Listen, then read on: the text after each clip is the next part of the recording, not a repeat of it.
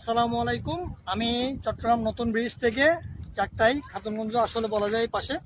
আমি এখান থেকে ব্লগটা করতেছি। আমাদের এই যে নতুন ব্রিজ খুবই সুন্দর। এখন এই যে নতুন ব্রিজটা দেখা যাচ্ছে, এই যে নতুন ব্রিজের আশেপাশে জায়গাগুলো খুবই সুন্দর হয়ে গেছে। এইটা আসলে 10 বছর 15 বছরের মধ্যে পরিবর্তন হয়ে গেছে সম্পূর্ণ। এই যে কোনো ময়লা বলতে কিছু নেই। এই যে ট্রলারগুলো দেখছেন, এখান থেকে মাল নিয়ে ট্রলারগুলো যাবে বিভিন্ন জায়গায়। চাকতাই খাতুনগঞ্জে এই যে ট্রলারগুলো মাল নিয়ে পণ্য নিয়ে মানুষ বিভিন্ন জায়গায় যায়।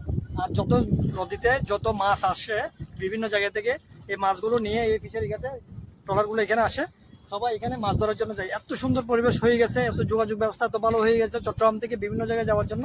খুবই সুন্দর লাগতেছে। এই রাইডার জাহাজগুলা খুব সারিবদ্ধভাবে বেঁধে রেখেছে। এই 16 বছরে মানুষ অনেক পরিবর্তন হয়েছে আসলে এখানে আমাদের চট্টগ্রামে। খুবই সুন্দর লাগতেছে এই জায়গাগুলো। এদিক দিয়ে একটু দেখেন, খুবই সুন্দর লাগতেছে এই শিপগুলা, এই ট্রলারগুলা।